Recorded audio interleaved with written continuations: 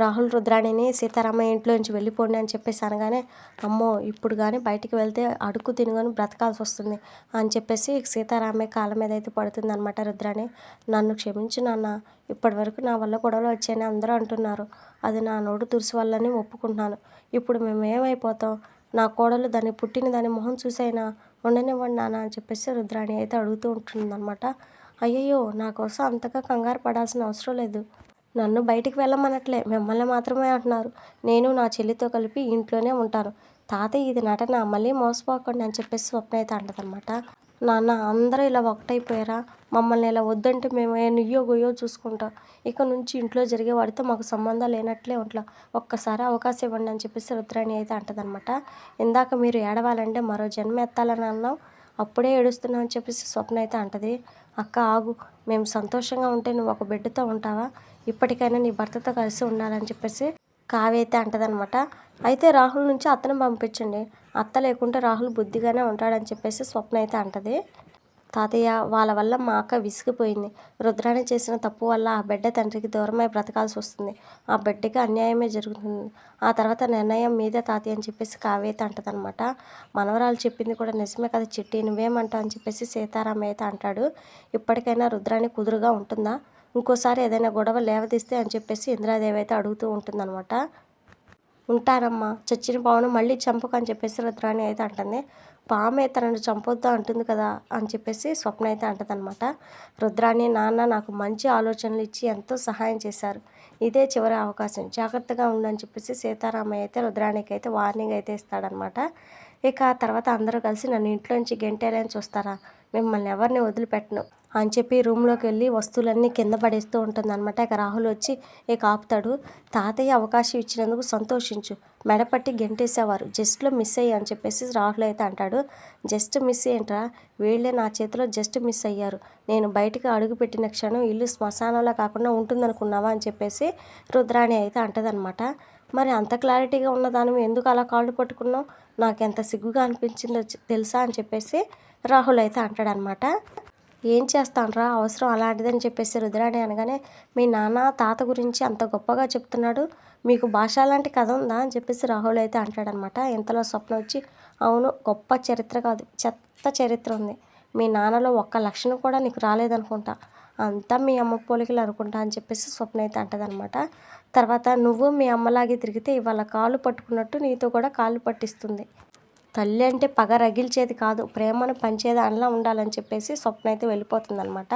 మరి ఇప్పుడు మన ప్లాన్ ఏంటి అని చెప్పేసి రాహుల్ అనగానే, ఇన్నాళ్ళు ఆస్తిలో వాటా కోసం చూశాను, కానీ ఇప్పుడు ఆస్తి మొత్తం నా పేరు మీదకి తెచ్చుకుంటాను చూడని చెప్పేసి రుద్రాణి అయితే అంటది.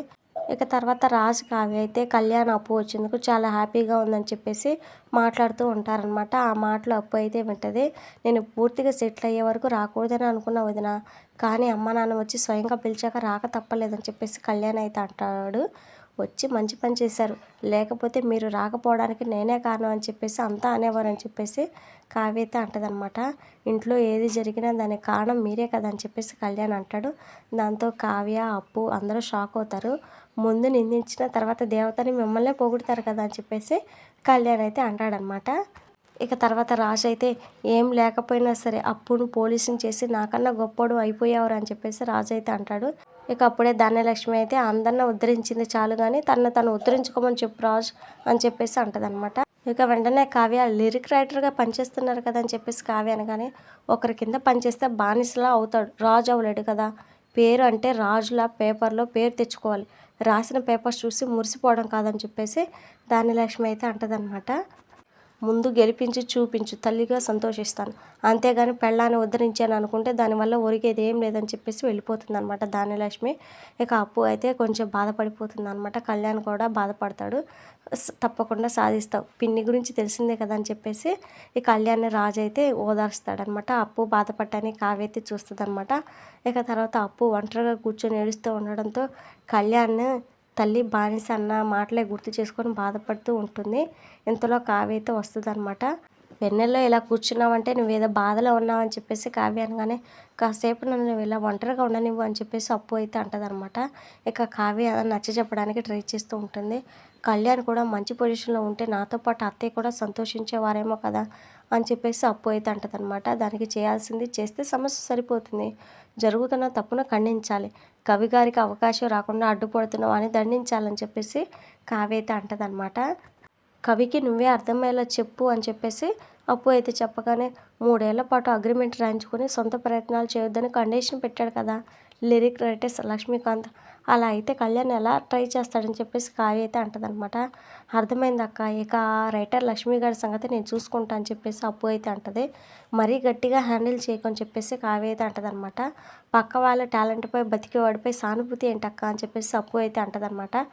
కానీ అలా చేస్తున్నట్టు కళ్యాణ్కి తెలియకూడదు, తెలిస్తే ఒప్పుకోడు కదా అని చెప్పేసి కావ్య అయితే అంటదనమాట. కర్ర విరగకూడదు, పాము చావాలి అంతే కదా, నేను చూసుకుంటా అని చెప్పేసి అప్పు అయితే వెళ్ళిపోతుందన్నమాట. ఇక తర్వాత అనామిక సామంత్ని అయితే చూపిస్తారనమాట. సామంత్ అయితే అనామిక చెంప పగల కొడతాడు. ఎందుకు కొట్టావు అని చెప్పేసి అరుస్తుంది అనామిక. కొట్టాలా చంపాలా, నువ్వేదో తోపులో ప్లాన్ వేస్తావు అని చెప్పేసి అనుకుంటే గొర్రెలా తల ఊపాను, కానీ నా ఇంట్లోనే రాజుగాడు వచ్చి నా కాలర్ పట్టుకొని కొట్టేలా చేశాను చెప్పేసి సామంత్ అయితే అంటాడనమాట. నీ చుట్టూ తోక ఊపుకుంటూ తిరిగినందుకు క్లయింట్స్ ముందు నా పరువు పోయింది, నీ వల్ల నా లైఫే పోయిందని చెప్పేసి సామంత్ అయితే అంటాడు. ఇది ఒక్కరి లైఫ్ కాదు, ఇద్దరు లైఫ్ అని చెప్పేసి అనామిక అయితే అంటదనమాట. ఎంత జరిగాక నీతో ఉంటానని ఎలా అనుకున్నావు, ఆ కంపెనీ నా పేరు మీదకి వస్తుందని చెప్పావు, ఎక్కడ చేసావు అని చెప్పేసి సామంత్ అయితే అంటాడు. ఆ రాజ్ ఫ్యామిలీ లాగే నువ్వు కూడా నన్ను తక్కువ అంచనా వేస్తున్నావు అని చెప్పేసి అనామిక అయితే అంటదనమాట. లేదు, ఇప్పుడే నాకు అర్థమైంది, నిన్ను నమ్మి కోట్లు ఖర్చు చేశాను, డబ్బు పోయింది, కానీ నువ్వు చెప్పింది ఒక్కటి కూడా జరగలేదు అని చెప్పి సామంత్ అయితే అంటూ ఉండగానే, నువ్వు నన్ను కొట్టినా భరిస్తాను కానీ అవమానిస్తే తట్టుకోలేని చెప్పేసి అనామిక అయితే అంటదనమాట. నువ్వు ఒక ఫెయిల్యూర్ పర్సన్వే, అనవసరంగా నిన్ను నమ్మి చేతులు కలిపాను, నీ పగల కోసం నా జీవితం సర్వనాశనం చేసుకున్నాను, నువ్వు నోరు మూసుకుంటే నేను చేయాల్సింది చేసుకుంటానని చెప్పేసి వెళ్ళిపోతాడనమాట సామంత్. నన్నే అవమానించావు కదా, నీ లెక్కలు ఆ రాజ్ ఫ్యామిలీ లెక్కలు అన్నీ తెలుస్తానని చెప్పేసి అనామిక అయితే అనుకుంటూ ఉంటుందన్నమాట. ఇక తర్వాత సీన్లో కావ్య అయితే ఫ్రూట్స్ స్వీట్స్ సర్దుతూ ఉంటుంది. అది చూసి ఏంటిది అని చెప్పేసి అడుగుతాడు రాజు.